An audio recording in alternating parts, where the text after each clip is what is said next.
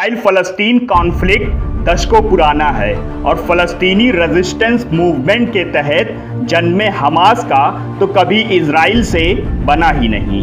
दोनों की संघर्षों की बहुत सी कहानियां हैं और उन्हीं एक की चर्चा आज हम हिस्ट्री बास्केट के इस एपिसोड में करेंगे, जिसमें हमास ने एक इजरायली सैनिक को 5 साल बंधक बनाए जाने के बावजूद 1027 फ़लस्तीनी कैदी छुड़वाए। लेकिन कैसे? बात है 25 जून 2006 की। हमास की सहयोगी ब्रांच इज़्ज़ुद्दीन अल-क़स्साम ब्रिगेड के 8 मिलिटेंट्स एक सुरंग के माध्यम से गाज़ा से इजराइल पहुंचते हैं और आईडीएफ पोस्ट पर तैनात इजरायली फौजियों पर हमला कर देते हैं। इस हमले में 2 इजरायली और 2 मिलिटेंट्स भी मारे जाते हैं, जबकि कई इजरायली सैनिक घायल होते हैं। इन्हीं घायल सैनिकों में से एक सैनिक था गिलाद शालिट, जिसको टूटे हुए हाथ और कंधे पर लगी चोट के साथ हमास के जवान सुरंग के रास्ते गाजा ले जाते हैं। अब शालिट की रिहाई के बदले हमास इजराइल से सभी महिला और नाबालिग फ़लस्तीनी कैदी को रिहा करने की मांग करता है। लेकिन इजराइल किसी भी तरह की बातचीत से इनकार करते हुए 28 जून 2006 को गाज़ा के एक शहर खान यूनुस में अपनी फोर्सेस उतारता है। लेकिन हकीकतन इजराइल को मालूम ही नहीं चल पा रहा था कि गाज़ा में शालिट कहाँ छुपाया गया है। इजराइल का ये मिलिट्री ऑपरेशन बेकार साबित होता है। इसी बीच सितंबर 2006 को इजिप्शियन मीडिएटर्स को एक लेटर रिसीव्ड होता है, जिसमें लिखा था, मैं जिंदा और स्वस्थ हूँ। बाद में हैंडराइटिंग से कंफर्म हो जाता है ये लेटर शालिट ने ही लिखा था।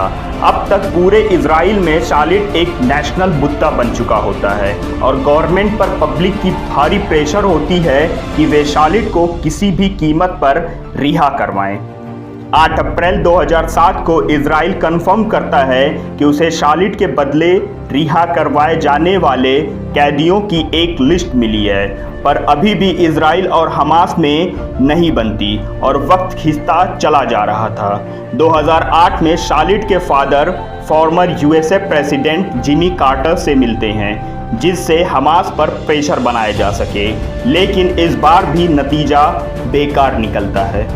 अब साल आता है 2009 का, जब इसी साल इजराइल के प्राइम मिनिस्टर बनते हैं बेंजामिन नेतन्याहू, और उन्होंने पब्लिक से पहले ही शालिट को सुरक्षित वापस लाने का वादा किया था। इसलिए शालिट की एक स्वस्थ वीडियो के बदले 20 फ़लस्तीनी महिला कैदियों को रिहा कर दिया जाता है, पर इससे हालात ज़्यादा बदलते नहीं और हमास अपने पुराने मांग पर अड़ा रहता है। अब 27 जून और 8 जुलाई 2010 के बीच शालिट के पेरेंट्स और हज़ारों शालिट के सपोर्टर्स नॉर्थर्न इजराइल से जेरूसलम तक शालिट की याद में एक रैली निकालते हैं। ऐसे में पब्लिक प्रेशर के चलते इजराइल को हमास से बातचीत बढ़ानी पड़ती है। शालिट के बंधक बनाए जाने के 5 साल के बाद जाकर इजिप्ट के मीडिएशन के चलते इजराइल और हमास में अक्टूबर 2011 में एक समझौता होता है। इसमें शालिट के बदले इजरायली गवर्नमेंट को 1027 फ़लस्तीनियों को रिहा करना पड़ता है। 18 अक्टूबर 2011 को शालिट इजरायली गवर्नमेंट को सौंप दिया जाता है। आईडीएफ शालिट को टेल नॉफ से हेलीकॉप्टर के जरिए प्राइम मिनिस्टर बेंजामिन नेतन्याहू और उनके पेरेंट्स के पास लाते हैं।